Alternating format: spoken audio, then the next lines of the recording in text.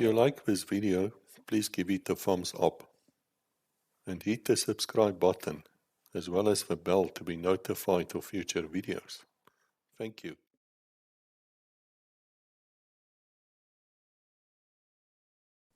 Hello Internet, I'm glad to be back and I'm glad to tell you that we've got Gareth here, Rutherford, a Norris Krugsholder, Ops Medic, and those of you who listened to him last week would have discovered the deep man. It's a deep sea theory. There's a lot of thinking going on in that head. You can even see it, in the people who look like us, who have like no hair. Yeah, that's because we think so much. But there are two announcements I quickly have to make here. One is that the George and James books are actually now in South Africa available, 3 of them. Codename Angelique, codename Butterfly, and codename Wrangler. You would have seen the little slide here right in the beginning. My mate Duval Tom is the son of a colonel in the police. Wonderful fellow that. He's dealing with it. So if you have a need to read one of these books in paper, just contact Duval and he'll sort it out for you.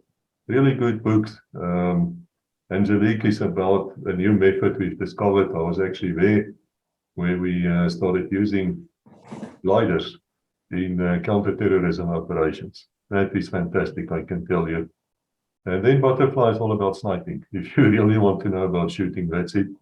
And just a reminder, probably she's already on by the time that you see here. Go and look at my friend Elsa Kotsia. She was the Springbok shot. She broke records at the Commonwealth Games as well as the World Games. For a while, she was actually the best shot in the world. And she came and talked to us. It cost me a rare rump steak, a bottle of red wine, Swiss chocolates, and a lot of begging for about 10 days, non-stop, to get her to actually come on the show to tell us about shooting. It's worth your while to listen to this woman. She knows everything there is about shooting. She started shooting at the age of 4 years. And just a reminder of that episode as well when I started speaking about sniping and Butterfly. And then also there's codename Wrangler, which is all about, hostages being released by special forces attacking an aircraft. Very special aircraft and actually attack. It's based on an operational plan.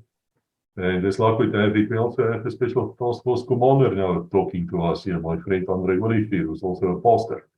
Fantastic man. Yes. So a lot of things are happening here on the show.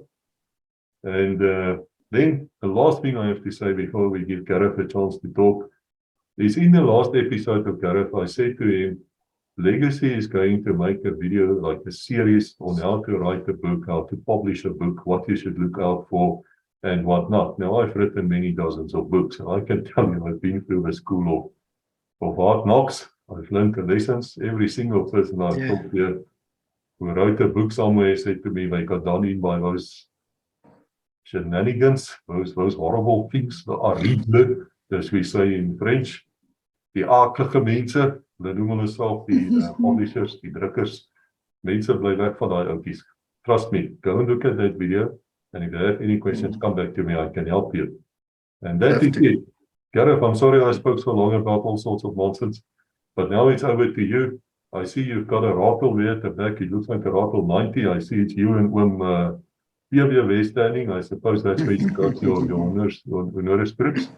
And there's a cap on it, which I don't really know what it is. Can you tell us about it quickly before you go to your presentation? And again, thank you, Gareth. Thank you for coming back to us.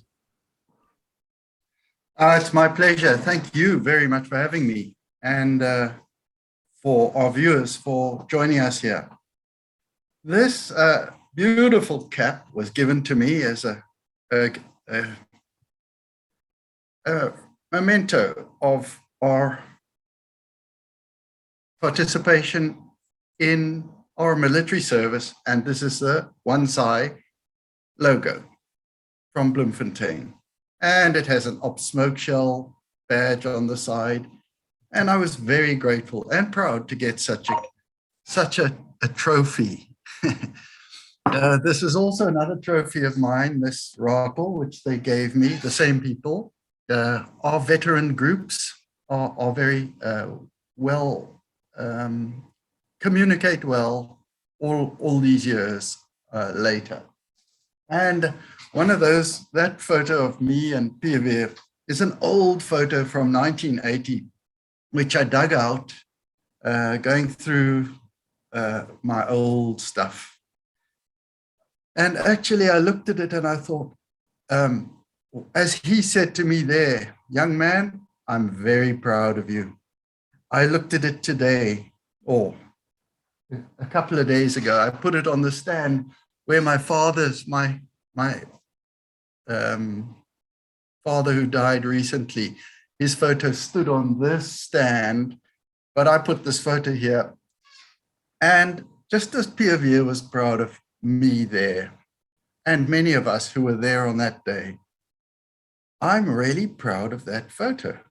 Through the years of political transformation that we've been through in South Africa, there have been times when the despicable apartheid government was nothing to be talked about or to have been proud of. And, the wheels turn full circle now. And as we look back and realize today, in hindsight, that actually there was a lot for us to be proud of. And really, that's what our legacy is about. That's what this legacy program is about. And that's what I have aligned my discussion with you today about, is our pride in the legacy and how our legacies left behind by our military training have gone through and affected us in our future lives.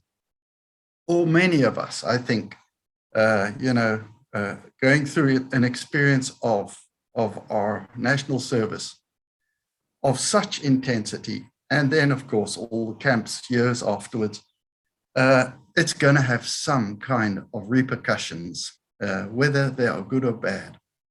However, I do go into this in quite detail now, and I would like to get on to it. If we could share a screen, I'd be able to narrate largely, but discuss these great benefits and many of the handicaps or difficulties that we as military veterans have had to deal with in the years past. So, do we share? Yes, you're welcome to share. It is something new to legacy, but let's try. Let's get your got it. presentation Thank on. you. Yeah, got it. So, if you can see my screen, you can read along with me. But as I said to you before, it's all about our legacies and what we've left behind, what we've achieved and what we've left behind for generations after us. I think by now, many of you have often heard the familiar accounts of many of us in various books and in various presentations who transitioned from schoolboys to soldiers. And there are so many wonderful variations of the same experiences. But we're not going to go over that today. I will do a little recap in order to highlight a different aspect of the role of the legacies we were part of. Recapping from my own common experience of getting allocated to one side in Bloemfontein and the repercussions it had on the rest of my life. So after completing 6 months of hard basics, we were then sent off to our various different specialist groups: drivers, chefs, medics, mortars, anti-tank bike squad, dogs, admin, stores, logistics. And for some lucky ones, just sports tournaments or safely running the base canteens or bar. Those guys, we were a bit jealous of them as we went off into the training fields to go and do vier en beweging or whatever. I didn't have much idea of how the system worked. And I went with the flow. I permitted the powers that be to just allocate me wherever they chose to. With one exception, that I really wanted to get rank. And there was an opportunity offered. So I joined the, Onderofficiersopleidingsvleuel, Hoërvleuel in Wansai, which would have given us opportunity to get a stripe or two as section leaders. So they called it the section leaders course. And it was led, or it was set up by Major van Lille, a very astute and highly respected, experienced soldier in many disciplines. I've met him actually recently at one of our veteran functions in Caledon. And I was, it was so great to see him. Let me just get this phone. And sorry about that. Well, it took, our course was very intense, and it took us about 3 months of rigorous training, both academic and physical. We were ready to demonstrate to the senior brigade officers. I'm not sure if Constant Viljoen was there, but the big shots were watching this action, because we were the first comprehensive troop of ratelmanne, Wansai's first team of soldiers who had been specifically trained into the rattles, into the brand new rattles that were all lined up and waiting for us after this course. The course was spectacular, and at the end of it, a large public display was organized where parents and friends were invited and transported in style out into the famous the Brug training areas where we were using live ammunition. The guests had come from near and far to see us doing the battle movements we had been practicing so well all these months out there. And if I say so myself, it was a very impressive display, which left no doubt as to how hard and how well we had been trained. On Friday, the 10th of August, 1979, I earned my first stripe. It was hard. It was the hardest I've ever worked for a tiny little stripe. We really suffered. It was a huge sacrifice. Once again, as I mentioned the word sacrifice, more sacrifices, effort, challenges and achievements, hardship and failure, followed by growth and successes. This was our military training. We went to do more training after that on the border camps as we moved over into the new field of the newly developed rattle fighting vehicles, which I've just mentioned. A whole fleet of new rattles awaited us in Bloemfontein, and once again, we moved into this new phase. It was very exciting. Our training encompassed such a comprehensive range of requirements, and one of those was that we were to maintain a very high standard of physical abilities. We boys needed to be very strong. We needed to be very fit in order to run and carry equipment for battle. We needed to be able to carry a steel tow bar or raise one of those heavy rattle wheels high onto the back of the vehicles.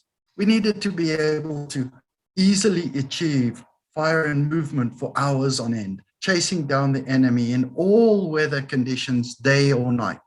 And to do that, our trainers had a tall order to fill, especially with our klomp lazy civvies that they had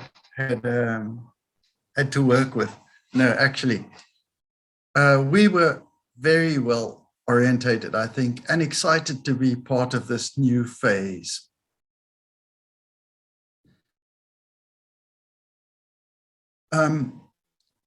While we were doing the training, I don't think we really quite understood how important this hardship and sacrifice would be to our benefit in the months to come. You know, there was a lot of stuff still coming up. I wanted to go over some of the effects, both good and bad, resulting from our military training. How I felt military had prepared many of us for facing the many challenges of the world after leaving school life, to be suddenly faced with such situations only expected of men during war conflict. Living away from home meant that for the first time, we had to make our own major decisions, and at the same time, learning quickly how to recognize the many pitfalls and dangers, who or what to avoid, and how best to deal with them. Money was a bit short in the army, budgeting and finding out how to find out how much things we always took for granted actually cost. Taking on, after that, further studies and further intensive career training, or simply just fitting into a new job. These periods of transition, wherever we were, required effort and sacrifices. Many and much of those sacrifices we made as we carried out our national military service, and then further participating in ongoing camps for many years afterwards. We did that. We did that well. Transitions. I left the army on a day, within a day, was out in the world alone. Once again, it was crazy. I hitchhiked all the way back down to Cape Town with a friend. They just sort of dumped us on the street, you know. They said, thank you, 2 years, goodbye. I was so proud to be in that uniform, walking through the civilian streets on my way back home. Getting home, so fit and strong and free, was quite a big shock from having had every moment, every minute of our lives focused and occupied by the ever more disciplined demands by our military fathers, who seemed to have suddenly had enough of us. Some went back home, some of us, and from there went on to new jobs or further studies. But many of us were left in a period, a place of limbo, not quite sure which way to go and just seeing how things panned out. Just hanging. I studied. Fortunately, I was given an opportunity to go and study civil engineering.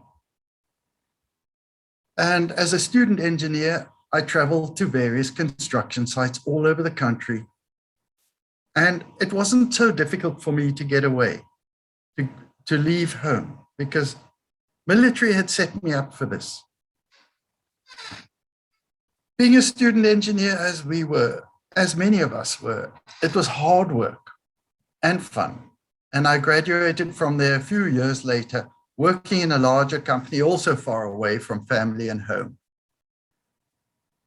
One of the key steps that I've left out was boarding school. That's why this photo is here. Which had been the first stage for me as a safe step away from the direct care of my own parents. And it was where I came face to face with a stricter discipline that we didn't have quite so badly at home. It was a really hard step for me, combined with, of course, school, intense academic pressure, and where I no longer had my mother's lunchbox or my father's daily advice. So boarding school was a very important part of getting to live together in consideration of many others at close quarters living around me. It was not easy, but as young boys, we adapted just fine. Some didn't. You know, boarding school wasn't fit for everybody. And it was the same with the army. I was just thinking about it this morning, how there were amongst us young trainees in the military, in basics actually, when it was really hard. And there'd be no sorting out or groupings. And amongst us were some really gentle guys. I wouldn't say weak, but really mommy's boys.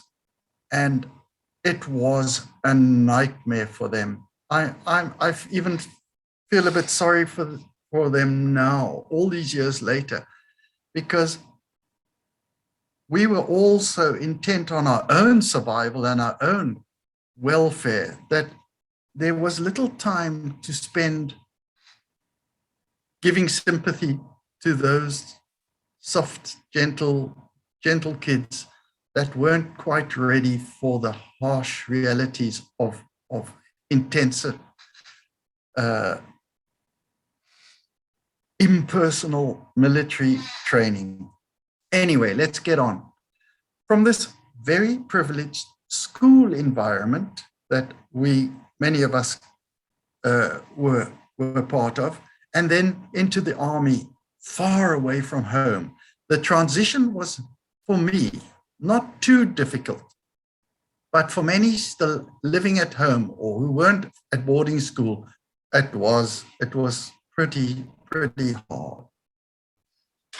I climbed the career ladder successfully wherever I worked until after many good years, I married and returned to my hometown to join up with my father, who ran a very successful civil engineering company.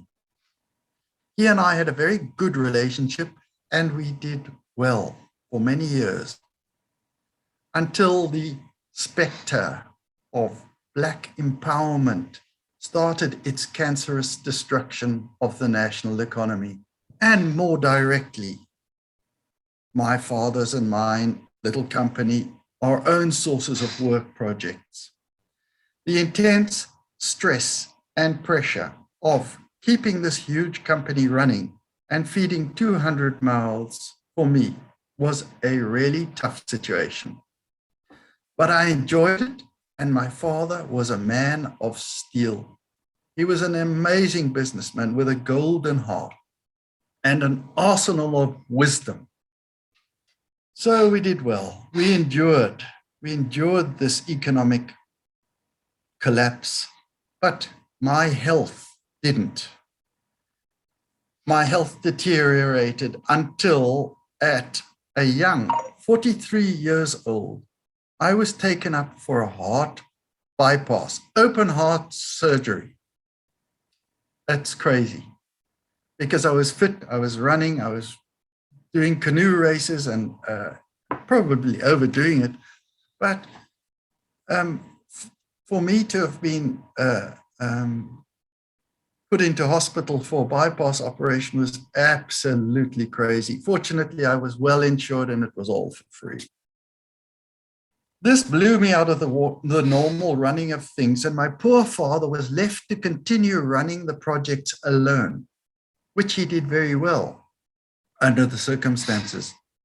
I recovered within a month or two, but was off at 43. I mean, if you have an operation like that, you do recover quickly.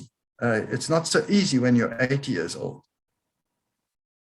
I recovered within a month or two, but was offered a position by one of my greatest friends who was working in Iraq. He offered me a position as an operations manager for the logistics company that he worked for in Kuwait, that he was actually the boss of. Kuwait is a very small country up at the top of the Arabian Gulf. I didn't even know where it was, and many people probably still don't. My job was to work in Iraq, where there was a war, to coordinate logistical services supplying the British military forces with housing, food, fuel, electricity, sewer systems, water treatment, labor, beer and whiskey, braai. We did lots of braais for them, buffets, presentation of business presentations with all the technical sound systems, tables and ice buckets, everything that you can think of. I did that for 5 full years, commuting every 3 months back to Cape Town to my wife and child and family and friends as I debriefed from the intensity of the warring environment and the activities there. It was crazy. It was horrifically dangerous, as many people know. And I was really on the front line once again, with the British military soldiers, because everything they did, they got from me, even ammunition. We were so intimately involved with the supply of the British military operation in Iraq. I was treated on a number of occasions by 2 different psychiatrists in Cape Town who both advised me to get out of the situation or suffer permanent damage, permanent brain damage. They said, I couldn't know how that could happen, but they said, yeah, my post-traumatic stress disorder, which had come through probably from this, from military, and sat there quietly in the depths of my head. When I went back into Iraq, it reignited. It's quite strange. I don't understand how it works, but it compounds. Apparently, post-traumatic stress disorder is experienced by thousands of us veterans, in different forms, many of us veterans who have not ever had any treatment.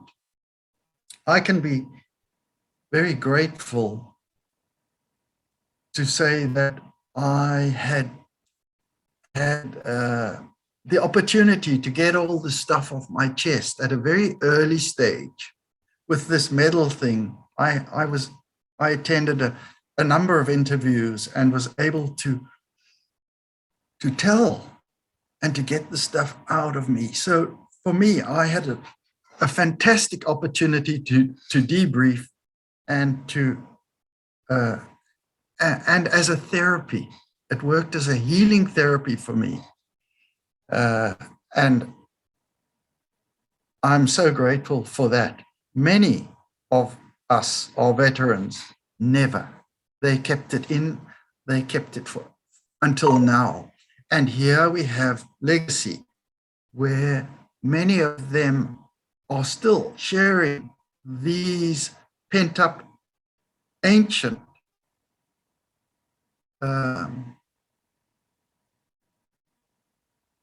black dogs that sit in there, deep in their brains, and getting them out and sharing them, and then finding that they're not alone, that there are many of us together, and the commonality and the camaraderie is part of the healing here. And that's what I am hoping to achieve here on Legacy as well is a level of healing, not just for myself, but for those that are far worse off than me. So I stayed under the missiles in Iraq, and I performed well using all the military skills and lessons that I had learned so well in my military training. Weapons handling, cooking, vehicle maintenance, staff management, convoy procedures, battle tactics, medical first aid and safety procedures, tactical responses while under attack by insurgents, communications and technical services, setting up satellites and radio systems, just to mention a few of the services that I supplied as my wide-ranging military training had set me on course to do. That all came from Army. And this opportunity working in Iraq also came because I'd had good training. And it was recognized by those that employed me. I traveled to the far north of Iraq, to Mosul and Kurdistan, through to Baghdad and down to Basra in the south. I traveled in all manner of military aircraft, both British and American coalition groups, and had the highest levels of security clearance for a civilian contractor, along with weapons permits for my handguns and the AK-47s, which we were compelled to carry. So it was exciting, it was fun, it was scary, and it was super dangerous. But the money was good. The money was stupid. It was just, there was no choice. You know, it was,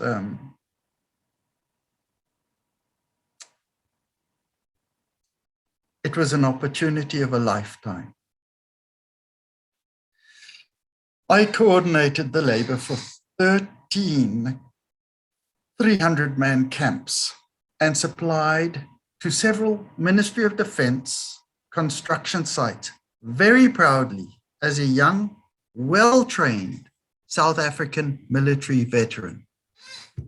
There were a few of us, I must say, who were operatives up there.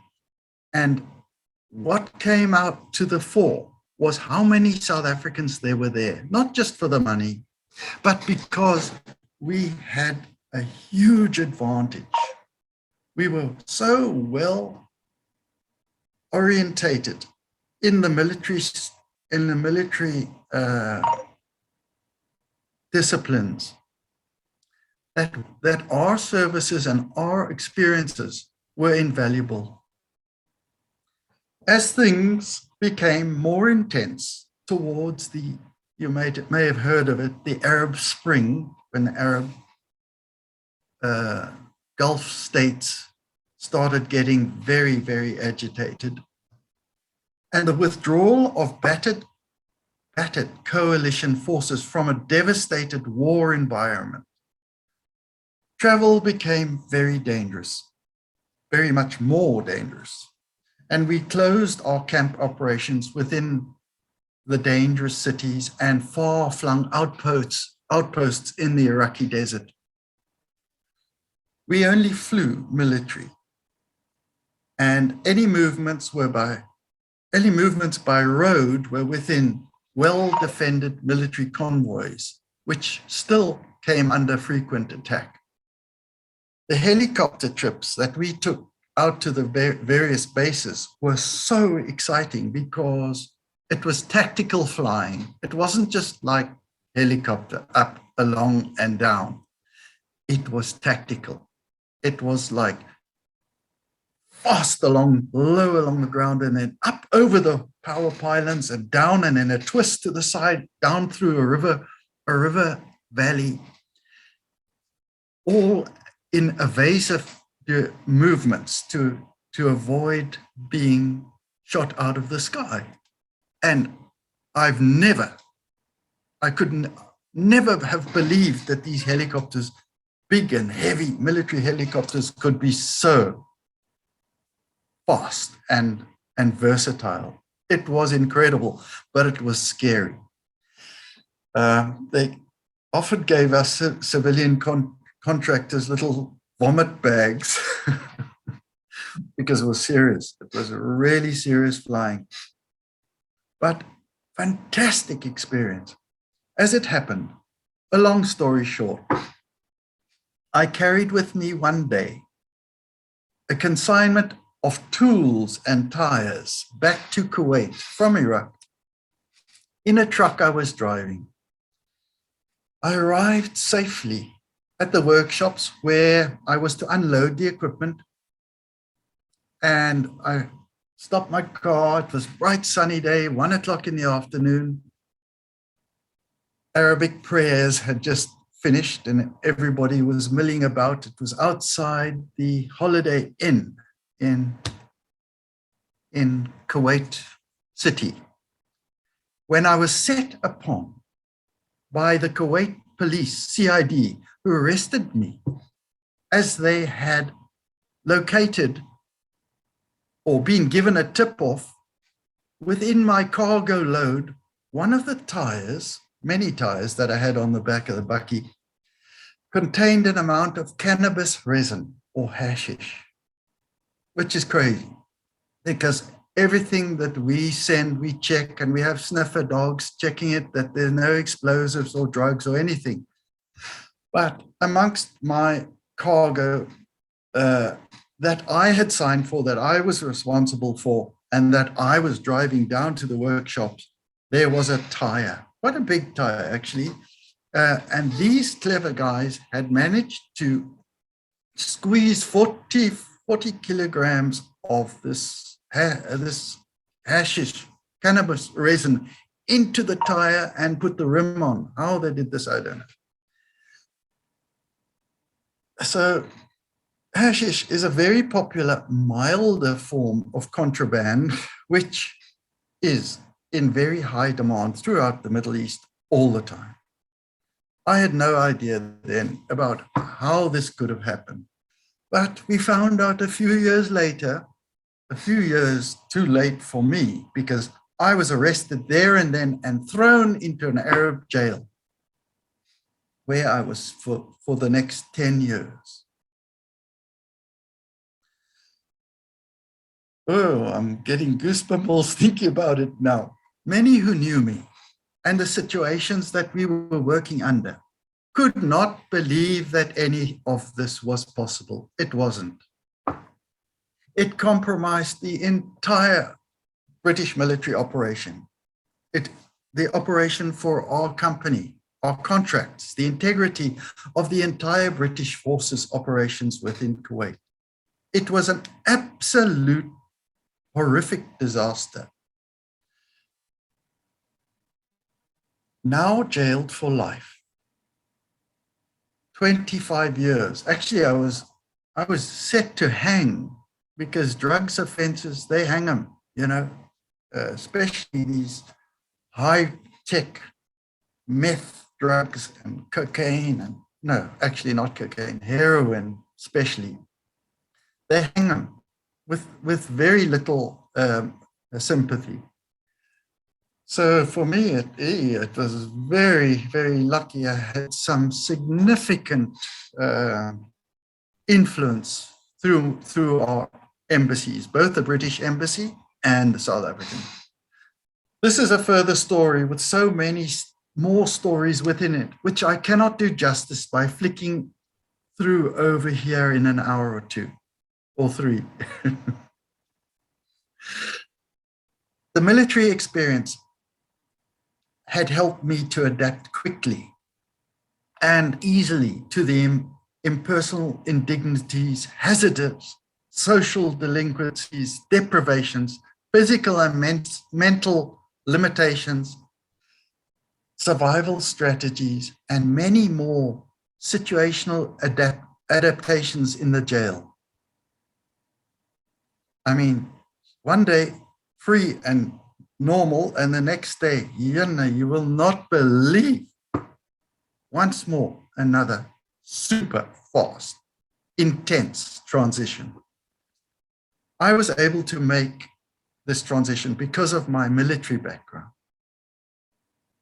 There were no credible witnesses in my case. I was completely alone when I was arrested, and there was nobody else to blame.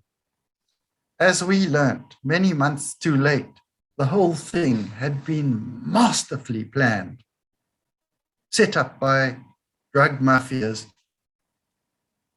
with the assistance of the very police that had arrested me.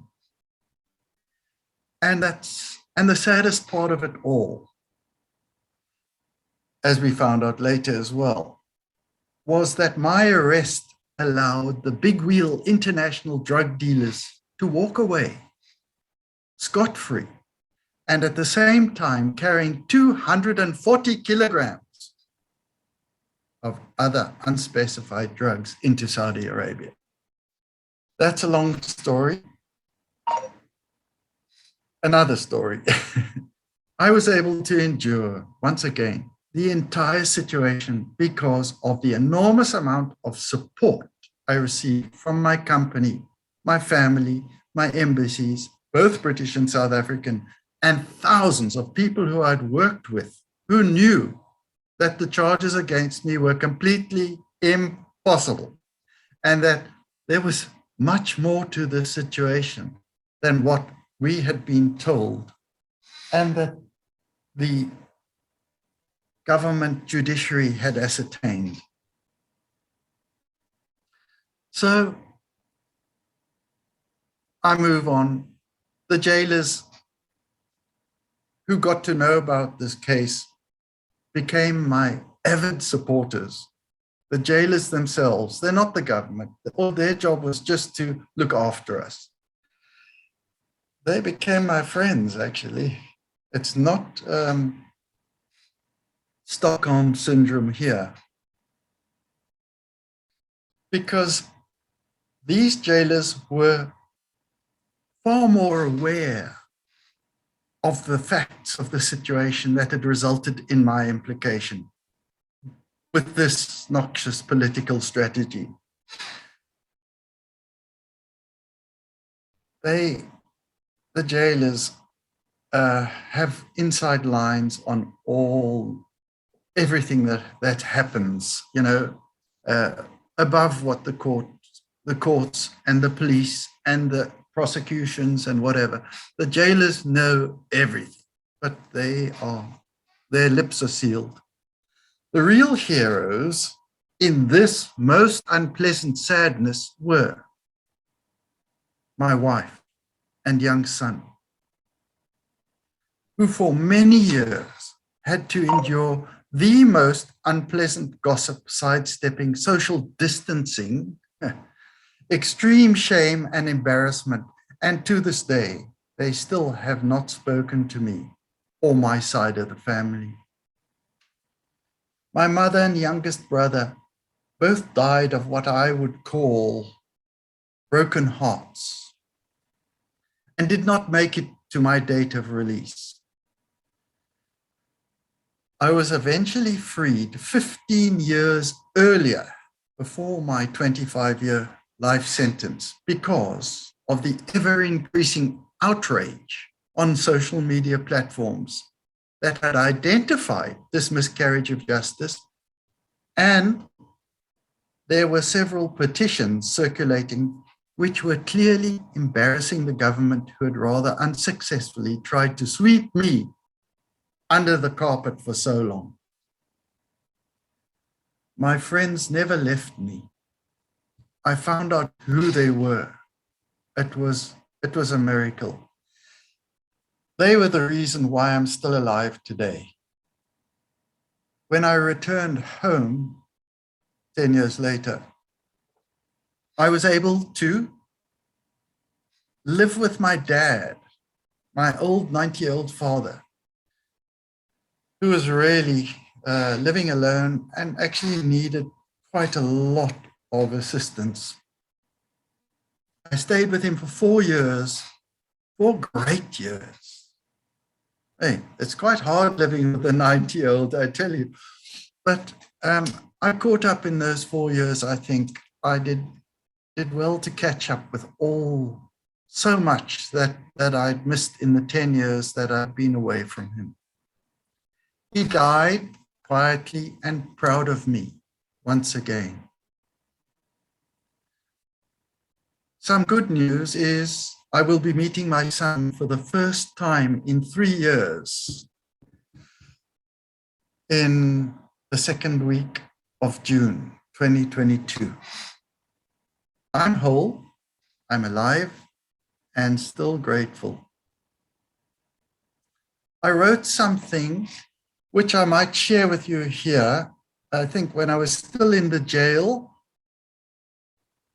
gave me time to think, time to ferment what had happened, time to think back on my life and the military, the years, the gifts that I'd received from my parents and my teachers and my friends. And I used to go back to my school on my leave breaks with from Iraq. I used to go back to my school and see some of my teachers there who had not yet passed away. Let me just read this to you and share this with you. There's some things that I would love to share with you if you have the time for this. So many friends felt the pain and sadness with me of the jail every long night. So many shared the great many joys that occurred and little miracles every day. Contributions came into me in many ways.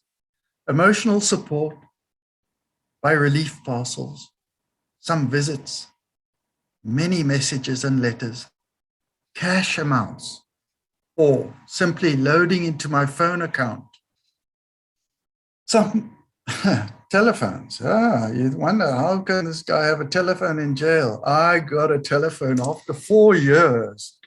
After being in there for 4 years, I finally got a little tiny Galaxy. I've actually got it in the back there. I should show you. I kept it. I managed to smuggle it out of the jail as well. I could have got $200 for it, but I decided it was worth more to me as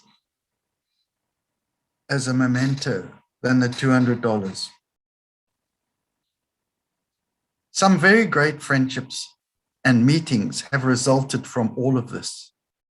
There is a manuscript for a book presently undergoing final editing, I'm pleased to say, which encompasses a lot of these stories and a lot more, I think. There was so much I could never have learned anywhere else.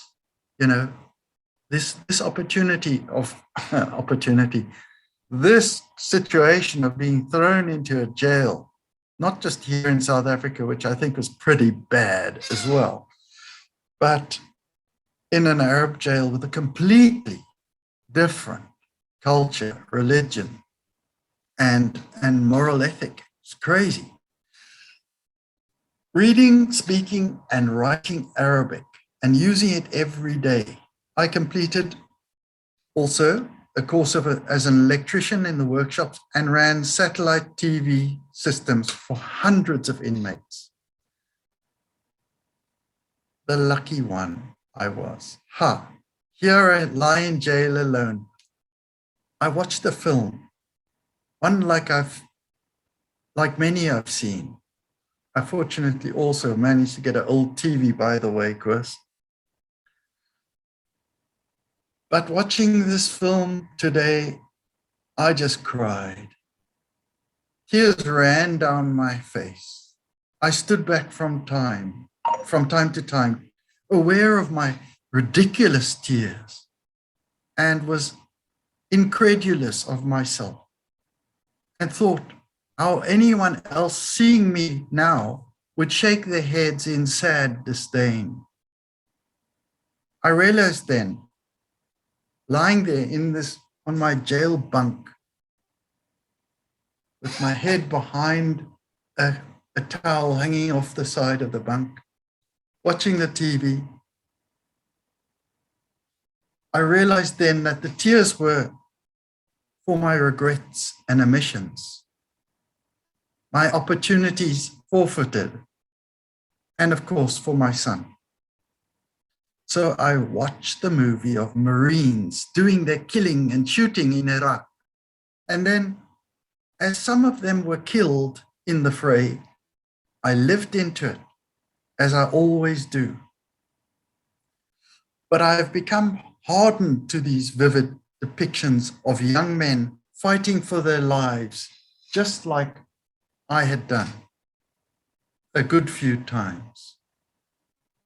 Like we did, like we veterans did in this war in Angola or on the border. How each one of us was supposed to work together with our battle mates, even if it meant sacrificing yourself. I did that a few times without even realizing it. Where I ran like this movie man into the teeth of death itself. But I lived, and my mates died. No reason I could find could explain why I was still alive and so many of them were dead. My troop commander, Paul, had chosen to place us where we were on the battlefield. And so many variables came into play, defining the path of my feet on that battlefield, each one of us. My feet that walked out of that firefight alive, while so many right next to me fell dead. The survivor's guilt was the same then as described in all the movies, and with no counseling or treatment, stayed writhing darkly in the depths of my mind, as I said it did and has done with many others like us. I learned how to deal with it over the years and replayed it in sections and stored those like a rusty rack of old videotapes in a dusty cupboard. When I play any of those tapes, the blank spots reignite and the sounds and smells come flooding back. I have come to realize that life and its courses for every one of us is defined by the thousands of possible variables that are in our every step, every day. So once again, I watched the film actor enduring the agonies of loss, guilt, and ingrained traumatic damage, just like we did, just like I did, just like I am and still doing here every day in the jail. Another battlefield, different challenges, different adversaries, and just as many different variables of fate, luck, or choices. The actor soldier in this movie did much the same as me and went home to explain to the families of his comrades, now dead, the last days, hours, and seconds of each of his comrades that he had seen and been with, that he had watched die. No tears for me anymore on this, as I have replayed it in every way and grown thick calluses to inhibit that which I could not change then or now. This time, the tears I smeared miserably onto my cheeks were not for me or my brave comrades, my devastated wife left destitute on remnants of my past futile efforts, or my long-suffering mom, or the hardships, far worse than mine, endured by many. torture, starvation, unimaginable cruelty, war crimes, hatred. No. These tears were for my brave young son. The film I watched today had him there, just like I knew him, just like he was with me when I last saw him. I love you, Dad. The likenesses were uncanny, and no matter how hard I tried to get a hold of myself, I was taken by the reality of my own sight. But today I cried not just for him as I watched that film show, it was for us. Not because of what we had missed out, but because of what could have been if I had stepped up a pace to the left or to the right, or death or greater blessing.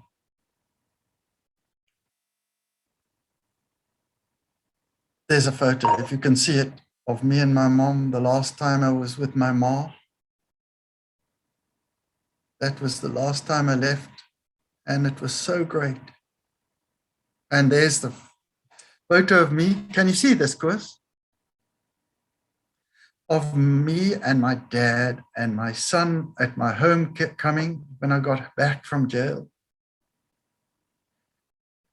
And there's more about boarding school, which I'll spare you right now. It's a ghost story, and you might get a bit more scared. What is there to say after all of this? What is there to share of this journey? What good could result from all this pain? What good could ever be realized by all this shame? So many questions and loose ends. And having all the answers would not be my claim, nor would I presume on such wisdom or advice or illusions of fame. What we have together here is a view into an obscure experience. What we have together is a strategy for inspection. What we can share in this travesty and this display of such delinquent legal processes is not a bitterness or anger, revenge, but a clear and progressive regrowth, a recovery, a victory. I stand back on it all with you from an objective standpoint, and after a great deal of effort and care, assisted by a great many wise contributors and you guys. What I've done up till now is to have presented the myriad of confused components coherently and clearly for you all to see and share and assess in context of our military training and our military experiences. Through my previously unblemished reputation and my perhaps tardy attempts at putting these events up for exacting scrutiny, it is my sincere hope that much of this unfortunate travesty will be presented in its entirety for the good things it's yielded. And your opinions are very important and crucial here. Your respected opinions and conclusions are yours alone to choose, with no obligation to me or my devastated family and friends. I am most highly indebted to my now divorced wife and son for enduring the most traumatic deprivations and social rejections on my account.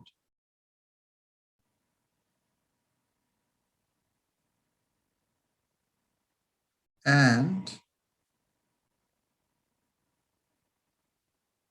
that's how you handle jail.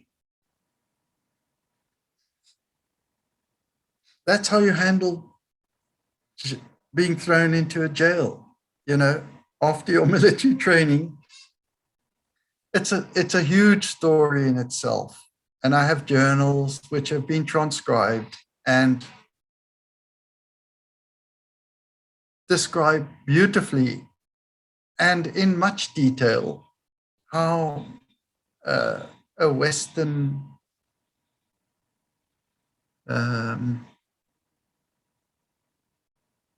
normal, average Joe Soap has to adapt and face the challenges, just like we did at boarding school, just like we did at work, doing our first work, like we did in the army when we got thrown into basics, and just like I did once again, facing the dangers in Iraq, and then after that, getting thrown into jail. Getting home was a huge shock. Getting back to normal life after sitting in jail, in an Arab jail for 10 years, was a huge adaptation. But mostly well supported by family and friends, and fortunately, many much wise advice. And that's my story for today. That was a great story, I must tell you. Anyway, show us your diary quickly. Well, I wanted to show it to you because, as I mentioned before, why is this thing come up? There. Can you see that? It's in pieces now, but I wanted you to see it for its authenticity. The dirt on it. It's the Angolan dust. There's something I wanted to show you. I'm sorry to, I can't find it now. I had the little yellow leaflet flyer that we as soldiers on Smoke Shell had been given. And it had written on its borders the names of our friends, and it was also bloodied. And as such was a far more valuable artifact of this Smoke Shell event, having real DNA of those fellas that had suffered and sacrificed so much more. But anyway, that's the diary, and I have a letter here. Let me just read this letter to you. I just completed basics, and these letters we enjoy. I love reading the other guys' letters because it just puts you into a time frame and a place where many, not just of us at one side, but many of us in all the military battalions experienced. Hello, everyone. For the whole of this week, we're going to the bush to do firing in movement and section attacks and defense. We'll be sleeping in trenches. Major Van Lille has told us that at the end of this course, instead of a pass-out parade, he's going to issue an invitation to parents and families to come along to one of the assault courses to watch us doing section attacks with live ammo. Anyway, he was very pleased with our progress, and he's decided to give us next weekend off. I've just had a shower and climbed into bed. 2 luxuries I'm going to miss this week. I hope everything is going well at home, because apart from the temperatures here, all is well. And then I go into a bit of pass. I'll hitchhike down to Cape Town. They've just turned the lights off. I better be going now. Sorry so short. Loved, Gareth. That's a letter I found, one that I'd sent home to my mom. But that was the end of basics and moving into the new phase of NCO training. I don't have any more. I read the other letter of the letter I got from one of the deceased mothers, deceased soldiers' mothers, and that was quite sad. But I think from me, that's enough now today. Well, I want to say a few things here. I've learned a few things on my trip to South Africa, I can tell you, from various people. And I think you will agree with me. It seems to me that as veterans, we should not be alone. We should always talk about our experiences as far as it's possible, and to people Yes. like us who actually understand each other and who do not judge. And then to do that is to join these organizations and parades and those places and just get it out of your system. Even if you write a book, just get it out of your system, because it seems to me that while you sit alone, that's where it gets you. That's where depression and anxiety and all the negative things come out of you. It's not amongst your mates. It's when you sit around somewhere alone, like you had to sit in your cell, I suppose. Yes, lots. And yes, sharing in whichever way is a huge therapy. And that's what I was hoping here. And I mentioned it earlier, that this is not just a therapy for me. This is a therapy for all of us here sharing this legacy. And these stories, especially if they do get up close and personal, like I've tried to impart to you today, to give you some more of the passion and the heart, the depth that we so often sweep under the carpet. But today I was glad to share with you, or with everybody watching here, events, emotions, and passion in the best way I possibly could. Yes, and we thank you for that, Gareth, because you know what? I think there's a lot of us who can feel kinship with you, who actually understand what you're trying to do and what you're doing. And I want to say to everyone listening here as well, Gareth is available if you people want to speak to him. If you want to invite him to a church service or a group somewhere to speak about these things, please, you can see he's even got the PowerPoint presentation ready for us. So yes, just I do. But I have to ask There are a few. Yeah, I have to ask you something else. Would you think a Honoris Cross holder at your very young age, are you treated differently afterwards? Did you feel there's some pressure on you because you're now officially a hero, even if you don't feel like one, perhaps? Could you just rephrase that question? When you got the Honoris Cross at yeah. young age, would you feel you were treated differently afterwards? It was a huge event, and it changed everything. It was so difficult to deal with. I've written about it at great length.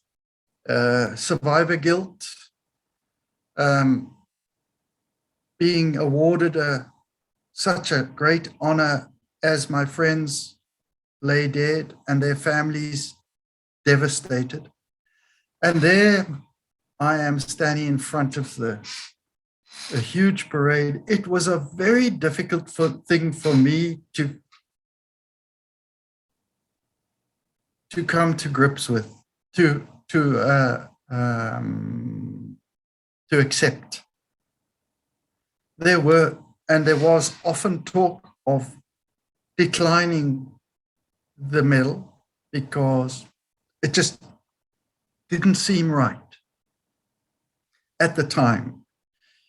It took me about 40 years of introspection and looking at other people's stories and what had actually happened there and clarifying. Now everything is much clearer. We've got a very, very good interlocking set of historical records that now show everything that happened so well that I can put my little piece in there and say, I did very well on that day. And that is the final conclusion, not just by me, but by everybody that's actually looked at these fragments of information and seen that it was a justified award. And I'm, as I said, regained my pride as to having been there, being able to do the stuff that they trained me to do, and being the only one doing it, or the only one seen doing it. There were others that were doing far better and more, I admit. But I was doing the right thing at the right time in the right place. And I was seen. And so it did change everything. It changed my parents, my family, my friends, my school, my company, whoever met me were proud. And I was proud too. It was a hard adjustment to make. And I think, looking at the story I've just told you, there are lots of adjustments. We all make adjustments, and I think maybe we don't get better at them, but we get ready for them. You know, adjustments are part of life. What do they call it? Transitions. And yes, this medal was a huge accolade to anybody receiving this thing. It really was. And it wasn't for me. I felt that my regiment received that. One side, my trainers received that. And those parents that I was able to meet with and explain and mollify also received that accolade. And I was able to do that. So here today, and on many accounts, I share that accolade and that medal as being the eyes, the ears, the action, the component on Smoke Shell that did the right stuff, because I had the right friends, the right support, the right training, the right family. Every single person that I knew contributed to what I'd done that day. So it wasn't a medal just for me. And it took me a long time to realize it wasn't about me. It was a great pride for everybody that was associated with me too. And my family, my mom, my dad. So yes, Colonel Sabadis, One Size Boss, Best Beer, all of them, they were so proud of that. And now here in Cape Town Highlanders, they are so proud of that medal.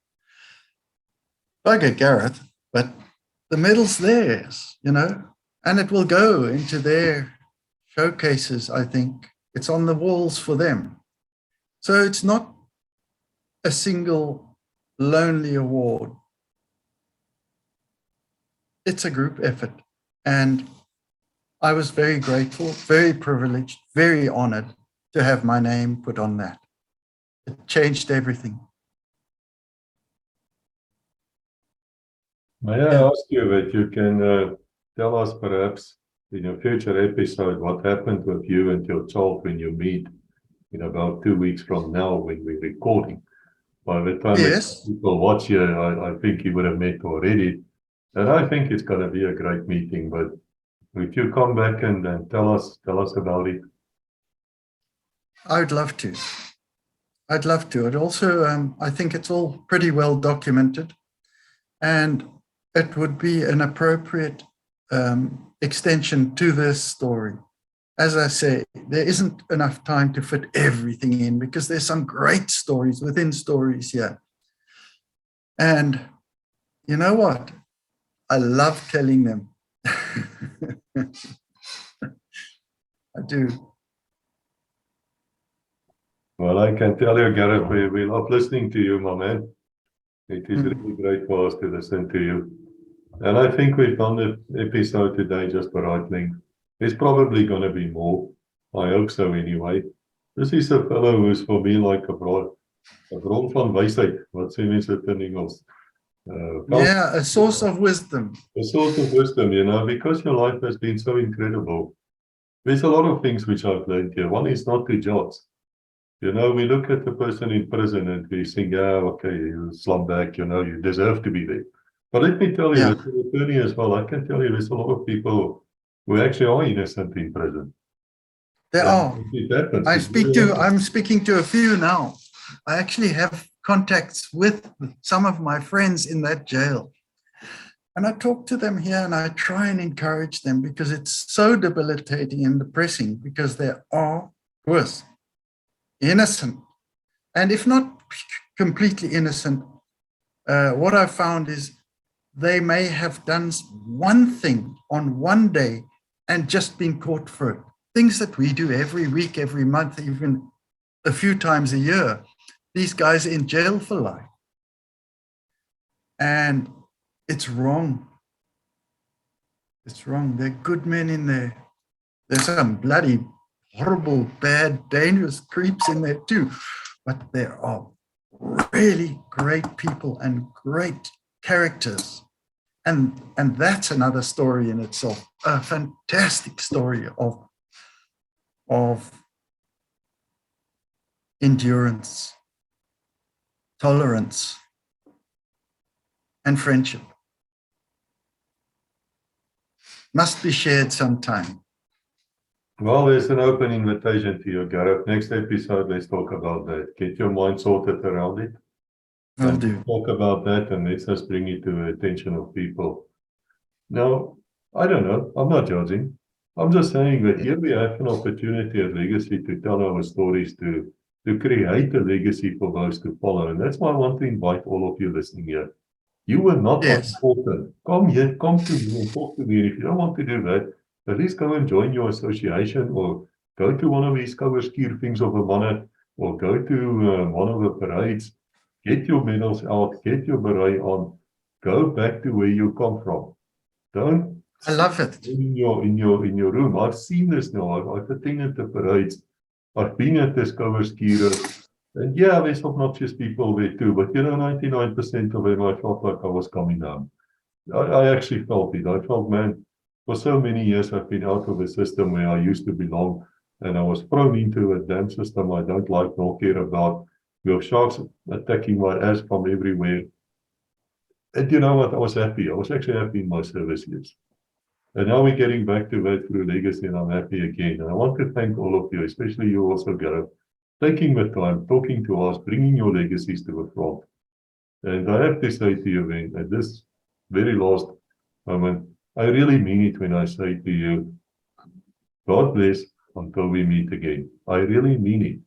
And I think we should start blessing each other, helping each other, and be one again. Yes. Thank you. Thank you very much for having me. and for giving me this opportunity.